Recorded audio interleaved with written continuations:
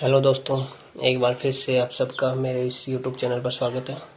हमारा टॉपिक चल रहा है ट्रांसफार्मर के बारे में पढ़ रहे हैं। ट्रांसफार्मर में हम ट्रांसफार्मर रेशियो के बारे में पढ़ा पिछली क्लास में। आज इसे आगे कंटिन्यू करते हैं। ट्रांसफार्मर रेशियो को आपको पिछली क्लास में बताया था कि इसे के से प्रदर्शित करते हैं, और थोड़ा बहुत जाना भी था इसके बारे में कि के बराबर जो होता है NS/MP होता है। सेकेंडरी में जो टर्न होती है और प्राइमरी में जो टर्न होती है, उनका अनुपात जो होता है वो ट्रांसफार्मर रेशियो कहलाता है। फिर हमने इसे EMF के आधार पर भी व्यक्त किया था पिछली क्लास में। इसके बारे में जाना था कि जो ये S/AP होता है EMF के आधार पर, सेकेंडरी में कितनी वोल्टेज और प्राइमरी में कितनी वोल्टेज उसके आधार पर भी व्यक्त किया था। अब आगे देखते हैं इसे ट्रांसफार्मर रेशियो जो होता है उसे धारा के आधार पर भी व्यक्त करते हैं। ट्रांसफार्मर रेशियो को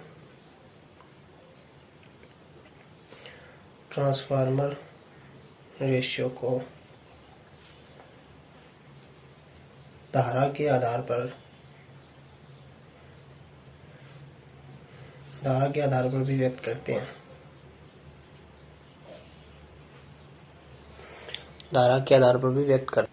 अब देखो, धारा के आधार पर इसे कैसे व्यक्त किया जा सकता है।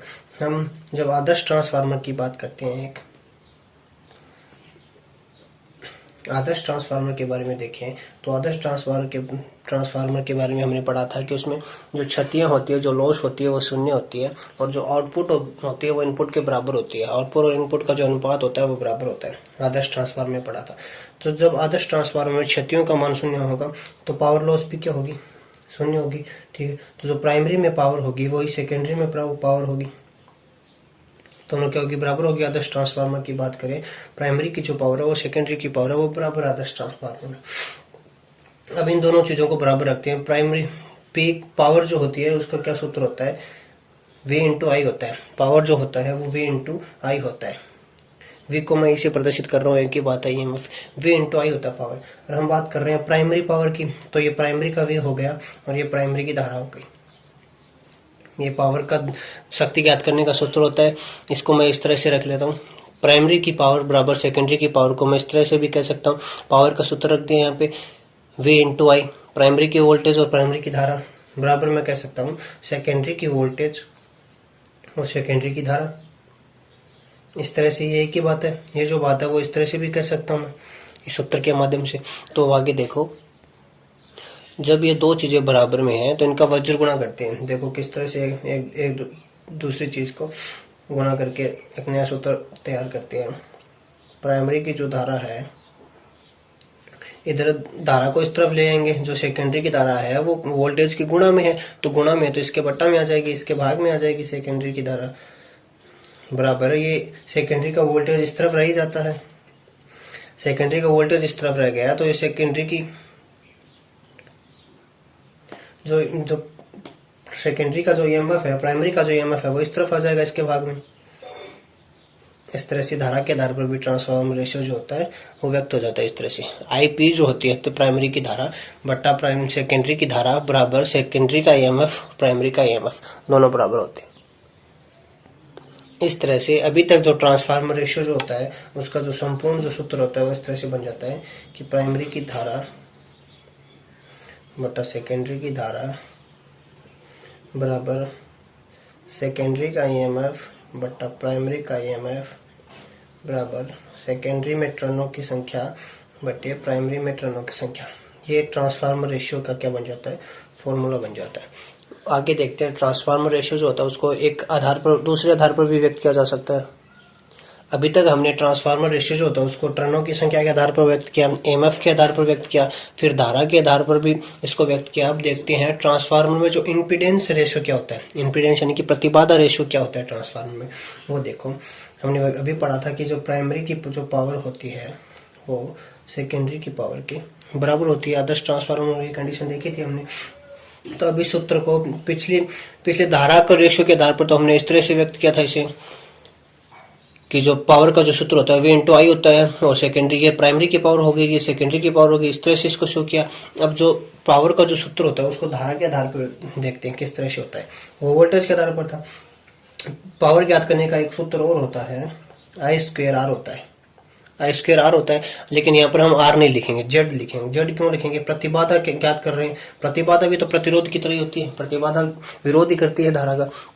तो ये आई स्क्वायर आर, जेड क्या है? आर या जेड एक ही बात है, ठीक है। ये प्रतिबाधा के आधार पर व्यक्त कर रहे हैं, तो ये पावर ज्ञात करने का सूत्र हो गया, बराबर पावर ज्ञात करने का सूत्र कर रहे हैं तो आई स्क्वायर आर हो गया, ये सूत्र हो गया। अब ये प्राइमरी की पावर है, ये प्राइमरी की धारा ज्ञात कर रहे हैं, इस तरह प्राइमरी की प्रतिबाधा है, ये सेकेंडरी की धारा होगी और ये सेकेंडरी की प्रतिबाधा होगी। इस तरह से ये जो सूत्र बन जाता है, ये प्राइमरी के पावर बराबर जो सेकेंडरी की पावर है, इसको इस तरह से लिख सकते हैं कि आई स्क्वायर इंटू आर हो गया, आई स्क्वायर इंटू आर हो गया। प्राइमरी की धारा होगी, प्राइमरी की प्रतिबाधा होगी, ये आई स्क्वायर इंटू जेड हो गया ये भी, लेकिन ये सेकेंडरी की धारा होगी, ये सेकेंडरी का प्रतिबाधा होगा। ये होने के बाद अब जो होता है ट्रांसफार्मर में संपूर्ण रेशियो निकल कर आता है, प्रतिबाधा के आधार पर व्यक्त करने के बाद। ट्रांसफार्मर में संपूर्ण रेशियो क्या होता है? ट्रांसफार्मर रेशियो को के द्वारा प्रदर्शित करते हैं, इसका कोई मात्रक होता नहीं है। तो जो संपूर्ण रेशियो होता है वो होता है NS बट्टा NP बराबर ES बट्टा EP बराबर IP बट्टा IS बराबर, इतना तो निकाल लिया हमने। लेकिन हम ट्रांसफार्मर से जो प्रतिबाधा के आधार पर भी निकाला था, प्रतिबाधा के आधार पर क्या निकाला था वो देखो। अब इस प्रतिबाधा के आधार पर भी जो धारा के आधार पर जैसे व्यक्त किया था, दोनों संख्याएं एक दूसरे के बराबर है, तो इनको एक दूसरे के वज्र गुणा कर करके बट्टा में लेकर आते हैं। तो जो आई स्क्वायर IP है वो, ये आई स्क्वायर पी है, ये आई स्क्वायर पी यहीं पर है। और इस तरह जो सेकेंडरी में जो इसके गुणा में है आई स्क्वायर सेकेंडरी की धारा, वो इसके भाग में आ जाएगी बराबर में। ये जो जेड एस है सेकेंडरी में जो प्रतिबाधा है वो इस तरफ रहेगी, और इसके जो गुणा में जो चीज प्राइमरी की प्रतिबाधा वो इसके भाग में चली जाएगी, इस तरह से। तो अब आगे देखो, इस तरह से हो गया। एक बार फिर से देख लो, हमारे पास प्राइमरी की पावर और सेकेंडरी की पावर दोनों बराबर है, ये बात अपने पास है। तो अब इस चीज को मैं इस तरह से भी लिख सकता हूँ कि जो शक्ति ज्ञात करने का सूत्र होता है वो आई इंटू आर होता है, लेकिन आर जो यहाँ पे प्रतिबाधा है वो जेड दर्शा रहा है, ठीक है। जेड हो गया यहाँ पे, एक ही बात है। तो आई स्क्वायर जेड लिख दिया मैंने। बात कर रहे हैं प्राइमरी की पावर की, तो ये प्राइमरी से शो कर दिया, इसको बराबर लगा दिया। बराबर के बाद पावर का सूत्र रख रहे हैं दोबारा, आई स्क्वायर इंटू जेड रख रहे हैं, लेकिन बात कर रहे हैं सेकेंडरी पावर की, तो ये सेकेंडरी पावर हो गया। अब इन दोनों चीजों को एक दूसरे के बट्टा में लेकर आते हैं। ये आई स्क्वायर पी यहीं पर है, आई स्क्वायर पी यहीं पर है। ये जो आई स्क्वायर पी जो सेकेंडरी की है वो जेड के गुणा में है, वो इसके भाग में आ जाएगी इस तरह से। और जो सेकेंडरी की जो प्रतिबाधा है वो यहीं पर है, और जो इसके जो प्राइमरी की जो प्रतिबाधा है वो इसके जो गुणा में थे वो इसके भाग में आ जाएगी, इस तरह से हो गया। अब ये स्क्वायर में है, दोनों जो धारा जो है वो वर्ग में है। अब इसको देखो ये कैसे होगा। धारा वर्ग में होने के कारण ये जो होता है वो प्राइमरी की धारा और सेकेंडरी की धारा होगी बराबर सेकेंडरी की प्रतिबाधा प्राइमरी की प्रतिबाधा होगी। लेकिन ये दोनों हमने देखा था अभी क्या ये वर्ग में थी, इनका जब वर्ग हटाएंगे तो इन दोनों के क्या आ जाएगा? रूट आ जाएगा। इस तरह से मैं कह सकता हूँ, या तो इनको ऐसे रख लो वर्ग में, जब इनका वर्ग हटाएंगे तो दूसरी जो बराबर के उस साइड जो संख्या उसके क्या आ जाएगा? रूट आ जाएगा। तो अब जो ट्रांसफार्मर में जो संपूर्ण रेशो बनता है वो NS बट्टा NP बराबर ES बट्टा EP बराबर IP बट्टा IS बराबर सेकेंडरी की प्रतिबाधा बट्टे प्राइमरी की प्रतिबाधा का अंडर रूट। ये जो सूत्र बनता है ये ट्रांसफार्मर में संपूर्ण रेशो ज्ञात करने का सूत्र बनता है। इस सूत्र के हिसाब से आपके पास सवाल दिए जाएंगे, एक दो सवाल मैं आपको देकर बताऊंगा, करके बताऊंगा, फिर ज्यादा समझ में आ जाएगा आपको। आप देखते हैं इसके सवाल किस तरह से देता है। मैं एक सवाल करके देख लेते हैं, फिर आपको ज्यादा समझ में आ जाएगा। आपको इस तरह से सवाल देगा कोई कि एक 500 बाई 200 वोल्ट का ट्रांसफार्मर जिसकी क्षमता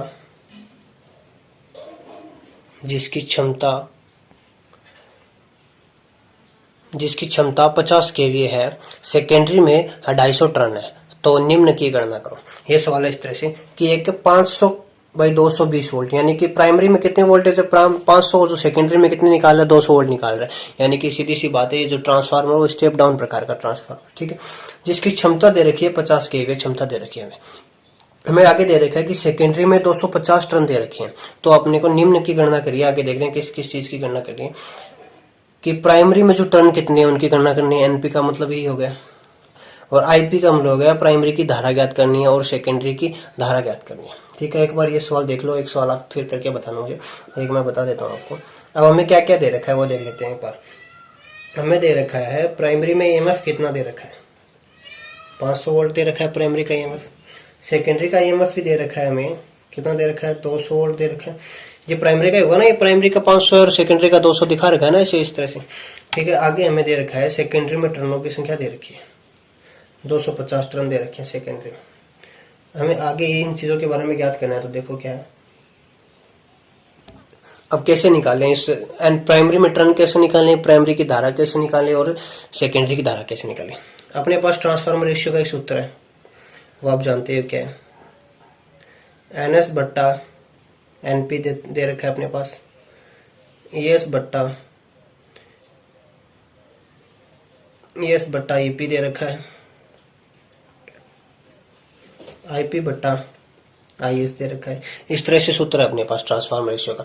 लेकिन हमें क्या क्या चीज दे रखी है उसके हिसाब से हम याद करेंगे। कोई 3 चीज हमें दे देगा और चौथी चीज हमें निकालनी होगी, इस सूत्र द्वारा इसे निकालेंगे। कैसे निकालेंगे, अपने पास प्राइमरी में जो टर्नों की संख्या है वो नहीं है अपने को निकालनी है, लेकिन अपने पास सेकेंडरी में जो टर्नों की संख्या है वो अपने पास है। वो किस तरह से निकालेंगे देखो। अब अपने पास काम की चीज क्या है, फिलहाल हम निकाल रहे हैं सेकेंडरी में प्राइमरी में टर्नों की संख्या कितनी है, तो किस तरह से निकालेंगे। ईएस बट्टा ईपी बराबर एनएस बट्टा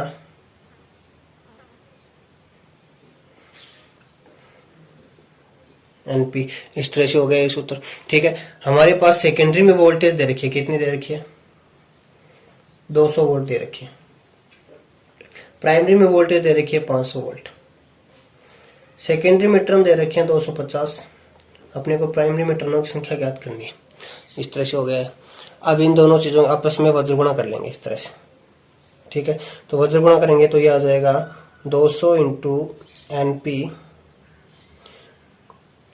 ये इसके इस तरह से बट्टा में आ जाएगा 250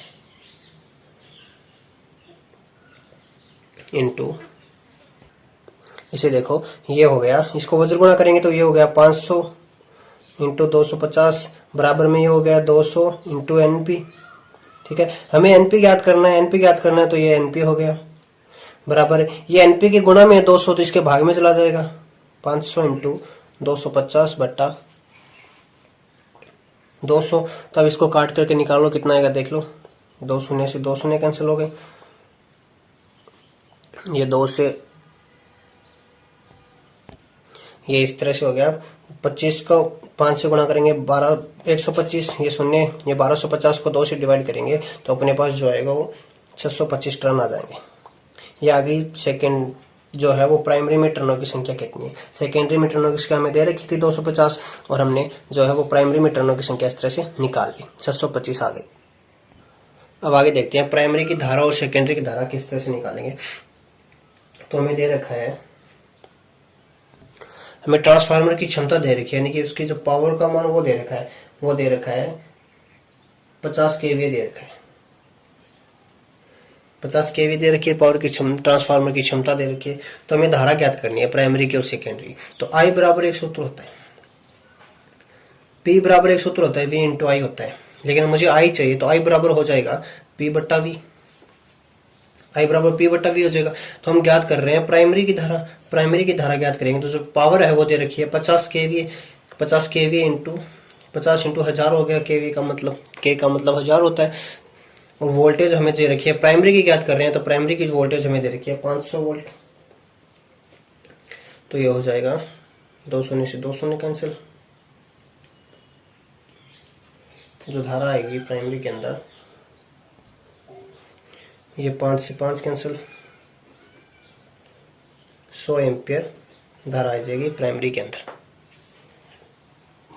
अब सेकेंडरी के अंदर धारा निकालते हैं, सेकेंडरी के अंदर धारा निकाल रहे हैं तो वही पावर, सेकेंडरी का वोल्टेज ले लेंगे, अपने पास जो क्षमता दे रखी है ट्रांसफार्मर की वो ये दे रखी है, सेकेंडरी में वोल्टेज दे रखे हैं 200 वोल्ट, ये 2 शून्य से 2 शून्य कैंसिल, ये आ जाएगी 250 एम्पियर। इस तरह